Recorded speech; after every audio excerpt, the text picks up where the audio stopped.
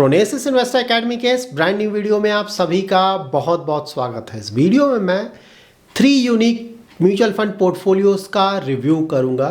तो इस रिव्यू से हमें ये पता चलेगा कि जब भी हम अपना म्यूचुअल फंड पोर्टफोलियो बनाते हैं तो उस समय किन बातों का ध्यान रखना चाहिए, और साथ ही जब हम इक्विटी म्यूचुअल फंड का जो पोर्टफोलियो है उसका रिव्यू करते हैं उस समय भी हमें किन बातों का ध्यान रखना चाहिए।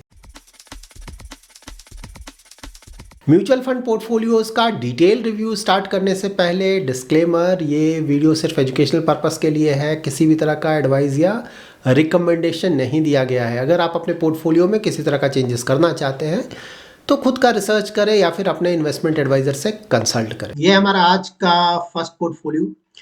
रिस्क प्रोफाइल है एग्रेसिव, इन्वेस्टमेंट होराइजन है मोर देन 15 ईयर्स का, तो दोनों ही सुटेबल है इक्विटी इन्वेस्टिंग के लिए। तो यहाँ पे अगर किसी का रिस्क प्रोफाइल एग्रेसिव है, investment horizon more then 15 years है, तो इस तरह का investor large cap, mid cap, small cap, multi cap, flexi cap कहीं भी अपना इन्वेस्टमेंट कर सकता है। तो एग्रेसिव मतलब हुआ कि आप बहुत ज्यादा रिस्क ले सकते हैं।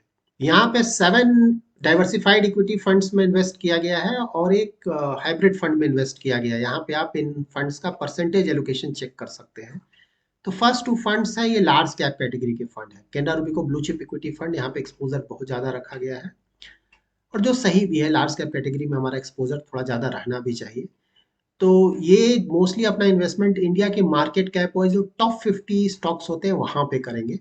UTI Nifty next 50 index fund है, ये अपना इन्वेस्टमेंट इंडिया के जो मार्केट कैप टॉप 50 स्टॉक्स है उसके नीचे के जो 50 स्टॉक्स है वहां पे अपना इन्वेस्टमेंट करेंगे। तो ये दोनों ही लार्ज कैप कैटेगरी के फंड्स हैं और लार्ज कैप में यहाँ पे प्योर लार्ज कैप में 50% का यहाँ पे एक्सपोजर लिया गया है, जो कि अच्छा है। जब भी आप अपना इन्वेस्टमेंट पोर्टफोलियो बनाएं, कितना भी ज्यादा आप एग्रेसिव इन्वेस्टर क्यों ना हो, 40 to 50% लार्ज कैप का एक्सपोजर आपके पोर्टफोलियो में जरूर होना चाहिए। लेकिन यहाँ पे अगर आप दूसरे फंड्स को देखें तो क्वालिटी वाइज देखिए सारे ही फंड्स अच्छे हैं, क्वालिटी वाइज कोई प्रॉब्लम नहीं है यहाँ पे। लेकिन हाँ, यहाँ पे लार्ज कैप कैटेगरी में जो एक्सपोजर है वो काफी ज्यादा हो जाता है, क्योंकि यहाँ पे आपको लार्ज कैप का एक्सपोजर ऑलरेडी मिल रहा है पराग पारेख में, मेरे asset, even PGM India mid cap में, क्वांट एक्टिव फंड में, सभी में आपको लार्ज कैप का एक्सपोजर मिल रहा है। तो जब भी पोर्टफोलियो बनाए तो आप ये भी ध्यान में रखें कि सिर्फ लार्ज कैप कैटेगरी के फंड से ही आपको लार्ज कैप के स्टॉक्स में एक्सपोजर नहीं मिलता है। जो दूसरे कैटेगरी के फंड्स हैं वहां भी आपको लार्ज कैप का एक्सपोजर मिल रहा है, तो ये ध्यान में रखें। तो अगेन क्वालिटी वाइज सारे फंड्स अच्छे हैं, मे बी यहाँ से 1 या 2 फंड कम किया जा सकता है क्योंकि नंबर ऑफ फंड्स काफी ज्यादा है, not required. Edelweiss balanced advantage fund quality wise एक अच्छा फंड है, लेकिन हाँ यहाँ पे इशू ये है कि इस फंड में इन्वेस्टमेंट किया क्यों गया।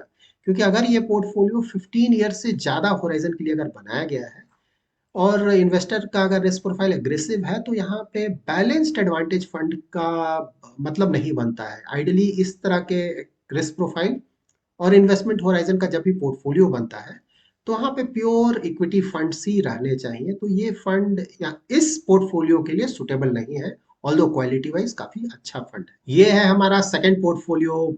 रिस्क प्रोफाइल वेरी एग्रेसिव है, investment horizon greater than 21 years है, मोर देन 20 ईयर्स। अगेन ये काफी अच्छा रिस्क प्रोफाइल और इन्वेस्टमेंट होराइजन है इक्विटी इन्वेस्टमेंट के लिए। यहाँ पे भी आप large cap, mid cap, small cap, multi cap, flexi cap कहीं भी अपना इन्वेस्टमेंट कर सकते हैं। यहाँ पे अगर आप पोर्टफोलियो देखें तो सारे ही प्योर इक्विटी फंड्स हैं। लाइक 2 इंडेक्स फंड है यहाँ पे ऊपर, अगर आप देखें तो इनसे आपको लार्ज कैप का एक्सपोजर मिल रहा है। यहाँ पे टॉप 50 स्टॉक्स में एयूएम वाइज आपको एक्सपोजर मिलेगा। यहाँ पे टॉप 50 के बाद जो नेक्स्ट 50 है वहां पे एक्सपोजर मिलेगा। तो दोनों ही लार्ज कैप कैटेगरी के फंड है, किसी भी तरह का ओवरलैप नहीं है, तो एक साथ इन दोनों फंड्स में इन्वेस्टमेंट किया जा सकता है। मेरे एसेट का मिड कैप फंड है, केनरा रूबिको का स्मॉल कैप फंड है, टाटा का भी स्मॉल कैप फंड है। तो क्वालिटी वाइज सारे फंड्स काफी अच्छे फंड्स हैं, फंड वाइज कोई प्रॉब्लम नहीं है। Kotak Nasdaq 100 fund of fund से आपको यूएस इक्विटीज में, यूएस की मोस्टली टेक कंपनीज में एक्सपोजर मिल रहा है। यहाँ पे 15% का एक्सपोजर रखा गया है। ऑल्दो इंडियन इन्वेस्टर्स को फॉरेन इक्विटी में इन्वेस्ट करने की कोई ज़रूरत नहीं है। लॉन्ग टर्म में इंडियन इक्विटीज में भी आपको अच्छा खासा एक्सपोजर मिलेगा। इंडियन इक्विटी को ट्रैक करना आसान है, हमारे पास सारे डिटेल्स होते हैं। लेकिन हाँ, अगर कोई डाइवर्सिफिकेशन करना चाहे तो बिल्कुल फॉरेन इक्विटीज में भी थोड़ा एक्सपोजर लिया जा सकता है। तो डाइवर्सिफिकेशन के पर्पज से अगर ये एक्सपोजर लिया गया है 15% का, तो बिल्कुल सही माना जाएगा। इंटरनेशनल इक्विटीज में जब भी आप अपना एक्सपोजर लें तो सिर्फ ये ध्यान में रखें कि ट्राई करें, अगर आपको ज़्यादा आइडिया नहीं है इंटरनेशनल इक्विटीज का, तो यूएस इक्विटीज में ही थोड़ा बहुत एक्सपोजर लें, दूसरे मार्केट्स में एक्सपोजर अवॉइड करें। इस पोर्टफोलियो में आप ये भी ध्यान में रखें कि यहाँ पे मिड कैप और स्मॉल कैप का एक्सपोजर बहुत ज़्यादा है, तो ये पोर्टफोलियो बहुत ज़्यादा रिस्की पोर्टफोलियो है। ऑल्दो आप वेरी एग्रेसिव हैं, एज भी जो इन्वेस्टमेंट होराइजन भी 21 ईयर प्लस है, तो मोस्टली ये आपके लिए सुटेबल पोर्टफोलियो ही है, लेकिन फिर भी आपको ये जानना चाहिए कि आपका पोर्टफोलियो बहुत ज़्यादा रिस्की है। अगर मार्केट में अच्छा खासा गिरावट आता है तो आपका पोर्टफोलियो भी काफ़ी ज़्यादा गिरेगा। ये है हमारा third portfolio. Again risk profile very aggressive है, investment horizon more than 25 years है। ये भी इस तरह के इन्वेस्टर किसी भी तरह के इक्विटी फंड में अपना इन्वेस्टमेंट कर सकते हैं, बहुत ज़्यादा रिस्क ले सकते हैं इस तरह के इन्वेस्टर। तो यहाँ पे यूटीआई निफ्टी नेक्स्ट 50 में इन्वेस्टमेंट किया गया इंडेक्स फंड है। Parag Parikh flexi cap, PGIM India mid cap opportunities, Axis small cap और Canara Robeco small cap. Again ये सारे फंड्स बहुत अच्छे क्वालिटी के फंड्स हैं। तो एटलीस्ट ये देखकर अच्छा लग रहा है कि हमारे जो सब्सक्राइबर्स हैं उनका पोर्टफोलियो अगर आप देखें तो क्वालिटी ऑफ फंड काफ़ी अच्छा है, तो ये देखकर काफ़ी अच्छा लग रहा है। तो और नंबर ऑफ फंड्स भी आपके ज़्यादा नहीं है, तो दैट वे ये अच्छा है। यहाँ पे ऑफ कोर्स एक कंसर्न ये कोई बोल सकता है कि जो टॉप 50 स्टॉक्स हैं मार्केट कैप के, लाइक आपने लार्ज कैप कैटेगरी के फंड में अपना इन्वेस्टमेंट नहीं किया है, तो वो मोस्टली कवर अप हो जाएगा आपका। अगर आप देखें पराग पारिक से आपको लार्ज कैप के स्टॉक्स में एक्सपोजर मिल रहा है, PGM India mid cap opportunities से भी आपको लार्ज कैप के स्टॉक्स में एक्सपोजर मिल रहा है। तो यहाँ पे अगर आप चाहें तो मे बी लार्ज कैप के स्टॉक्स में, लार्ज कैप मीन्स मैं बोल रहा हूँ टॉप 50, क्योंकि नेक्स्ट 50 में तो आप ऑलरेडी एक्सपोजर ले रहे हैं। टॉप 50 में एक्सपोजर लेना बहुत जरूरी है। अगर आप चाहें तो थोड़ा exposure top 50 market cap wise, that is large cap के स्टॉक्स में थोड़ा और एक्सपोजर बढ़ा सकते हैं। बट ओवरऑल आपका जो पोर्टफोलियो काफी अच्छा है। अगेन मैं बोल रहा हूँ ये पोर्टफोलियो बहुत ज्यादा रिस्की है। आप देख सकते हैं मिड कैप और स्मॉल कैप में एक्सपोजर कितना ज्यादा है। तो अगर आप बहुत बहुत ज्यादा रिस्क ले सकते हैं तभी इस तरह का पोर्टफोलियो बनाए, क्योंकि मार्केट गिरेगा तो ये पोर्टफोलियो बहुत ज्यादा गिरेगा। ऑल्दो आपने लिखा हुआ है वेरी एग्रेसिव इन्वेस्टर, तो मैं यही एज्यूम करके चलता हूँ कि आपने लिखा है तो रिस्क प्रोफाइलिंग अच्छी तरह से किया होगा। क्योंकि जब मार्केट गिरता है ना, जब आपका प्रिंसिपल अमाउंट भी 20-30% गिर जाता है, तो उस समय उसे झेलना बहुत ही डिफिकल्ट होता है, आप किसी भी तरह का इन्वेस्टर क्यों ना हो। तो अगेन आप इस तरह का पोर्टफोलियो बना सकते हैं, आपके लिए सुटेबल है, लेकिन ध्यान में रखें कि जब मार्केट गिरेगा ना, तो ये आपका मिड कैप स्मॉल कैप बहुत ज़्यादा गिरेगा। तो आई होप आपको इन चीज़ों के बारे में पता है। अगर आपको पता है, आपने सोच समझ कर इन्वेस्टमेंट किया है, तब तो ये पोर्टफोलियो अच्छा है। आपने एक्सिस ग्रोथ अपॉर्चुनिटी फंड में भी अबाउट 20K का एक्सपोजर लिया है लमसम। तो ऑफ कोर्स उस फंड का करेंटली अगर परफॉर्मेंस देखें तो ऑफ कोर्स अच्छा नहीं है, लेकिन हाँ, ऐसा नहीं है कि हमेशा ही परफॉर्मेंस अच्छा नहीं रहेगा। ग्रोथ स्टॉक्स वापस आएंगे तो इस फंड का ही परफॉर्मेंस वापस आएगा। जब भी हम पोर्टफोलियो रिव्यूज़ करते हैं तो एक बहुत ही प्रोमिनेंट क्वेरी आता है कि हम अपना इन्वेस्टमेंट्स करें म्यूचुअल फंड्स में या इक्विटी में, या फिर जो हमारा एग्जिस्टिंग होम लोन है उसे क्लोज करें, दैट इज़ प्री क्लोजर करें।